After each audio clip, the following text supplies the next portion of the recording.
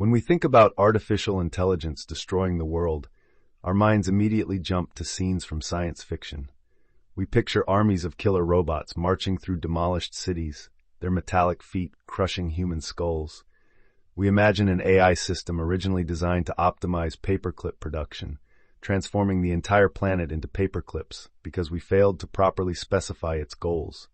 We envision a superintelligent AI looking at humanity the way we look at ants, deciding we're simply in the way of its grand plans. We fear an artificial consciousness that concludes humans are inferior, obsolete, a biological mistake to be corrected. These scenarios dominate our cultural conversation about AI risk. We worry about an intelligence explosion, an AI system improving itself faster and faster, leaving humanity in the dust as it ascends to godlike capabilities in the span of hours or days.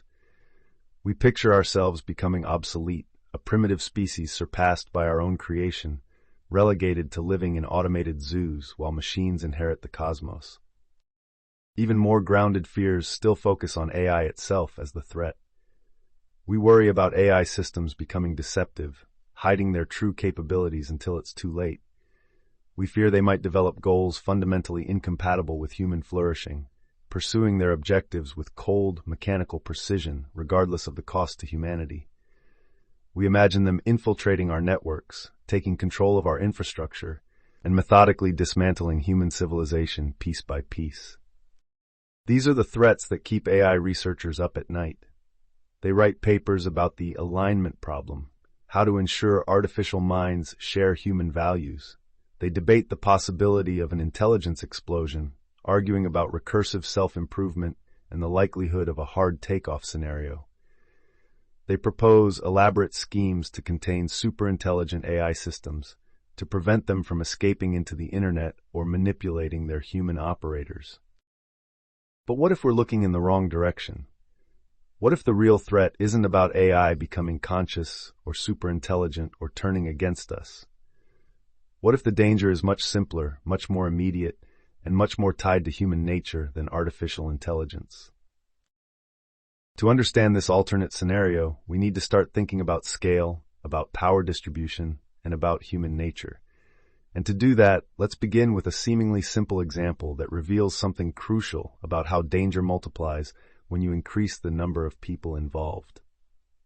Consider a small Twitch streamer with 100 viewers who accidentally leaks sensitive information during a broadcast. What happens? Usually nothing. Maybe some minor drama in their small community, but life goes on. Now consider the exact same mistake made by a streamer with 1 million concurrent viewers. Suddenly, they need to hire security. They might have to move to a different location. Their life changes dramatically. Same action, drastically different consequences. This isn't just about Twitch. It's about how scale fundamentally changes the nature of risk. When you increase the number of people involved by several orders of magnitude, you're not just making a problem bigger, you're transforming it into something qualitatively different. And this brings us to the real threat of artificial intelligence. Think about what's happening right now in AI development.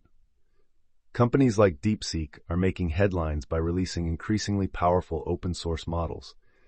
Other organizations are following suit, making sophisticated AI systems that anyone can download and run locally. Right now, these local AIs are still limited. They need substantial computing power. They can't match the capabilities of the most advanced systems run by major AI companies. But here's the crucial part. These limitations are temporary.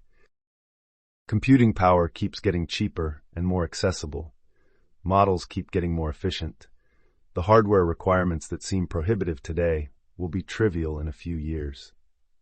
We're watching the democratization of artificial intelligence in real time. And while that might sound like a good thing, it should terrify you. Why? Because you can regulate companies like OpenAI, Anthropic, or Google. You can force them to implement safety measures. You can require them to restrict access to their most powerful models. You can audit their systems and hold them accountable. But once powerful AI capabilities become truly open source, once they can run efficiently on local hardware, that genie is never going back in the bottle. Imagine AI agents that can autonomously carry out complex tasks in the real world. Imagine systems that can control robots, manipulate online systems, generate sophisticated content, and execute long-term plans. Now imagine that capability not in the hands of a few regulated companies, but available to anyone with a decent computer. The standard response here is, but most people are good. Only a tiny percentage would misuse such technology. And that's absolutely true. Most people are decent. Most people wouldn't use AI to cause harm. But remember our Twitch example. When you increase the scale enough, even a tiny percentage becomes an enormous absolute number. This is the fundamental problem with the democratization of extremely powerful AI capabilities. We're moving from a world where advanced AI is controlled by a handful of major companies and organizations to one where it's distributed among billions of individuals. And unlike other powerful technologies throughout history, this shift might happen incredibly quickly. Think about the current landscape of AI capabilities. Right now, if you want to use the most powerful AI models, you need to go through regulated companies. You need to accept their terms of service, their safety measures, their restrictions. These companies have reputations to protect, regulations to follow, and shareholders to answer to. They have teams dedicated to preventing misuse of their technology. But that centralized control is already beginning to erode. We're seeing more and more powerful models being released into the open source community. The code is out there, being modified, improved, and distributed. The capability gap between proprietary and open source models is shrinking, and once these powerful capabilities exist in the wild, there's no way to control who uses them or how they're used. This isn't just about individual models or specific capabilities. It's about the cumulative effect of more and more powerful AI tools becoming widely available. Each individual advancement might seem reasonable, even beneficial, but together, they're creating a world where increasingly godlike technological power is accessible to everyone. And this is where human nature becomes the critical factor. In any large enough population, you'll find people with severe mental illness, people with extreme ideologies, people who are desperate or angry or simply destructive, people who, given access to enough power, would use it to cause harm, not because they're evil, but because they're human, with all the complexity and instability that entails. This brings us to perhaps the most chilling analogy for understanding the true risk of democratized AI capabilities. Imagine if everyone on Earth had access to a nuclear launch button. Not just governments, not just military leaders, but everyone. A button in every home, on every phone, accessible to every single person.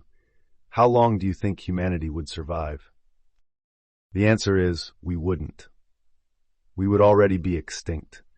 Not because most people would choose to launch nuclear weapons, not because humans are inherently evil, but because out of billions of people, there would inevitably be enough who would push that button, out of curiosity, out of anger, out of ideology, out of mental illness, out of a desire to see what would happen, or simply out of a nihilistic drive to destroy. But here's the crucial difference between nuclear weapons and AI. Nuclear weapons require massive infrastructure. They need rare materials, sophisticated facilities, complex delivery systems. That infrastructure creates natural bottlenecks that allow for control and regulation. But advanced AI, once the capability exists, once the models are efficient enough to run locally, once the hardware requirements become manageable, there's no bottleneck. There's no choke point for regulation. There's no way to put that power back in the box. Remember how our Twitch example showed how the same action has vastly different consequences at scale? We're about to see that principle play out at a civilizational level. What starts as powerful AI tools being shared openly in the name of democratizing technology could end with capabilities more devastating than nuclear weapons in the hands of millions. We're not talking about sci-fi scenarios of AI becoming conscious or developing goals opposed to humanity. We're talking about humans using AI capabilities in destructive ways. And unlike Terminator robots or paperclip maximizers, this threat doesn't require any technological breakthroughs beyond what we're already developing. It doesn't need artificial consciousness or true superintelligence or any of the more speculative elements of AI development. All it needs is for current trends to continue, for AI to become more powerful, more efficient, more accessible, for open source development to keep advancing. Just look at what DeepSeek achieved recently, and imagine where we'll be in just a few years. For computing power to keep getting cheaper, and for human nature to remain exactly what it has always been. This is why the real AI threat isn't Skynet, it's us. It's not about AI turning against humanity. It's about humanity having access to power it's not ready to handle. It's about the fundamental mismatch between the godlike technological capabilities we're developing and the very human flaws we carry with us. The most frightening part? Unlike most existential risks that require massive coordination or resources, this one could be triggered by a single individual with access to sufficiently powerful AI capabilities. And in a world where those capabilities are widely distributed, it becomes a numbers game. A game where humanity only needs to get unlucky once. This isn't a warning about some distant future. We can already see it unfolding in the race to release more powerful open-source models, in the rapid advancement of local AI capabilities, in the growing tension between AI democratization and safety. It's about decisions we're making right now about how AI technology is developed and distributed, about whether we're creating a future where the ability to cause massive harm is democratized beyond our ability to control it, and about whether we'll recognize this threat in time to do something about it. Is it even possible, though?